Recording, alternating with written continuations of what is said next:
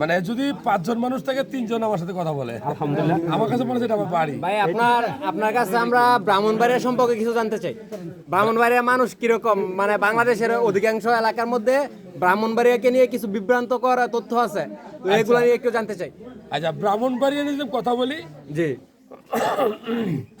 আমি দেখেন ব্রাহ্মণবাড়িয়া সদর, তারপর খড়মপুর, আখাউড়া, আপনার সরাইল, কসবা, তারপর আশুগঞ্জ, বিজয়নগর, নাসিরনগর, হ্যাঁ, এই যে বাঞ্ছারামপুর, আপনি প্রত্যেকটা জায়গা থেকে আমার চেম্বারে আমার ধারণা অসংখ্য হিসাব ছাড়া মানুষ, ভালোবাসার মানুষ আমার চেম্বারে পেশেন্ট হিসাবে গেছে।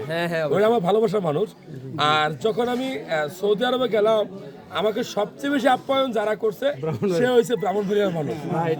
আর আমি নর্মালি একটা কথা বলি যে অনেকেই বলে যে এখানকার নাকি ঝগড়া বিবাদ বেশি হয়, একটা শব্দ ব্যবহার করে যে টেড়া মারে নাকি।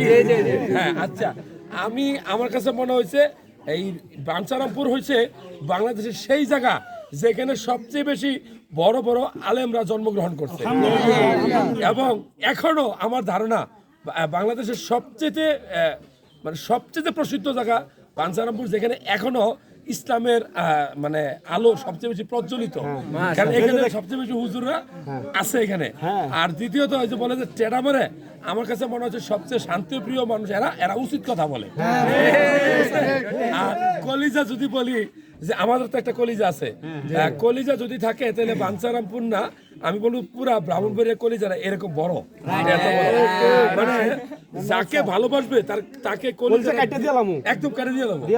এবং আমি যদি কখনো আমার চেম্বারে বলি যে কে কে কোন জায়গা থেকে আসে হাত তুলেন, তো সবচেয়ে বেশি হাত উঠে ব্রাহ্মণবাড়িয়া, এবং ব্রাহ্মণবাড়িয়ার সবচেয়ে বেশি সেটা হলো বাঞ্ছারামপুর। আমি আমার এই জীবনে 3 বার আমি আজকে আসলাম। আজকে আমি আসছি এই প্রবাসী আলাউদ্দিন ভাইয়ের বাসায়, ওরে আমি খুব পছন্দ করি।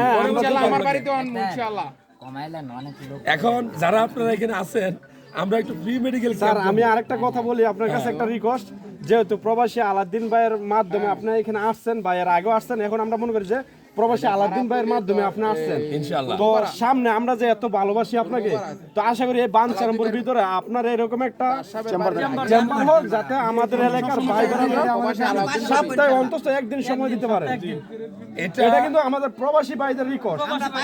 আমি কুয়েত প্রবাসী, আমার কাছে কিন্তু অনেক বাইরে বলছে যদি আসেন, এবং এখন আপনি কথা বলতে পারবেন না, উনি আমাকে 2 ভাই বলছে যে টাকা খরচ করে হলে তুমি যাইবে ওনার অফিসে, যাওয়ার পরে 1 মিনিট কথা কয়। এটা অনেক ভালোবাসার একটা কথা যে আমি বাঞ্ছারামপুর বা ব্রাহ্মণবাড়িয়ার চেম্বার করি কেমন হয়।